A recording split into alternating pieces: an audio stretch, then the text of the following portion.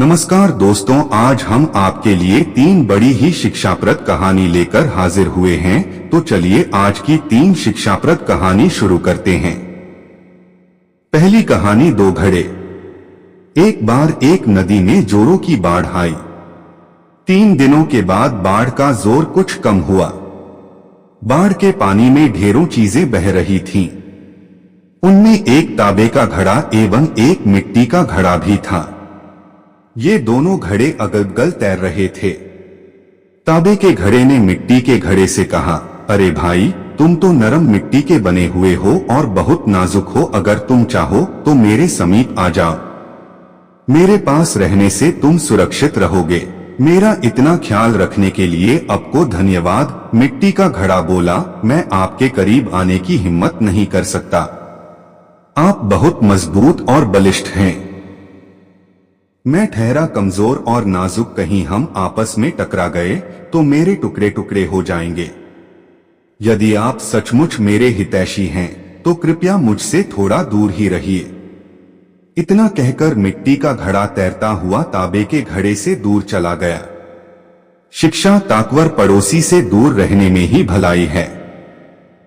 तो चलिए बढ़ते हैं आज की दूसरी कहानी की तरफ। बलवान कौन। एक बार हवा और सूर्य में बहस छिड़ गई। हवा ने सूर्य से कहा, मैं तुमसे ज्यादा बलवान हूं। नहीं, तुम मुझसे ज्यादा बलवान नहीं हो, सूर्य ने प्रतिवाद किया। तभी उनकी नजर विश्व भ्रमण पर निकले एक यात्री पर पड़ी। यात्री ने शाल ओढ़ रखी थी। हवा और सूर्य ने तय किया कि उनमें से जो भी उस यात्री की शाल उतरवाने में सफल होगा वही बलवान कहलाएगा। पहली बारी हवा की आई। वह यात्री के कंधे से शाल उड़ाने के लिए पूरी ताकत से बहने लगी। पर हवा जितनी ज्यादा तेजी से बहती, यात्री उतना ही कसकर शाल को शरीर से लपेटने लगता।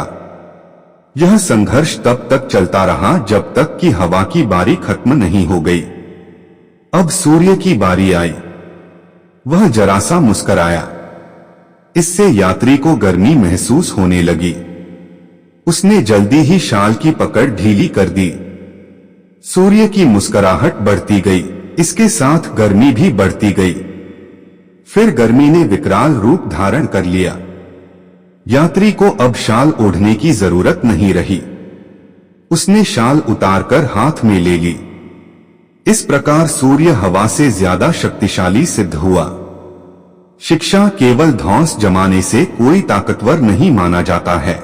दोस्तों बढ़ते हैं आज की तीसरी कहानी की तरफ। गवार किसान। एक किसान था। वह पढ़ा लिखा नहीं था। वह अक्सर लोगों को अखबार व किताबें पढ़ने के लिए चश्मा लगाते देखा करता था। वह सोचता, अगर मेरे पास भी चश्मा होता तो तै भी इन लोगों की तरह पढ़ सकता। मुझे भी शहर जाकर अपने लिए चश्मा खरीद लाना चाहिए। एक दिन वह शहर गया। चश्मे की एक दुकान में पहुंचकर उसने दुकानदार से कहा कि मुझे पढ़ने के लिए चश्मा चाहिए। दुकानदार ने उसे तरह तरह के चश्मे दिखाए। उसने पढ़ने के लिए उसे एक पुस्तक भी दी। किसान ने एक एक कर अनेक चश्मे लगाकर देखे, पर वह कुछ भी नहीं पढ़ सका। उसने दुकानदार से कहा, इसमें से कोई भी चश्मा मेरे काम का नहीं है। दुकानदार ने शंकाभरी नजर से किसान की ओर देखा। फिर उसकी नजर किताब पर पड़ी। किसान ने किताब उल्टी पकड़ रखी थी। दुकानदार ने कहा, शायद तुम्हें पढ़ना नहीं आता। किसान ने कहा, मुझे पढ़ना नहीं आता, इसीलिए तो मैं चश्मा खरीद रहा हूं ताकि दूसरों की तरह मैं भी पढ़ सकूं।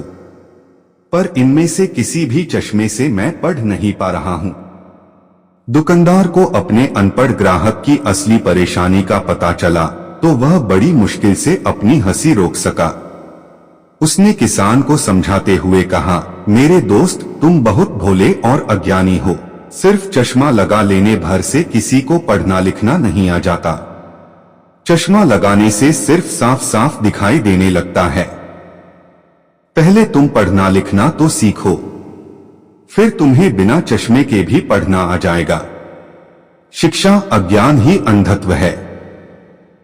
दोस्तों आशा करते हैं आपको आज की यह कहानी पसंद आई होगी। आपको यह कहानी कैसी लगी हमें कमेंट में जरूर बताइएगा। साही हमारे चैनल पर नए हैं तो चैनल को सब्सक्राइब जरूर कर लीजिएगा। तो मिलते हैं आगे इसी तरह की शानदार कहानियों के साथ, तब तक के लिए धन्यवाद।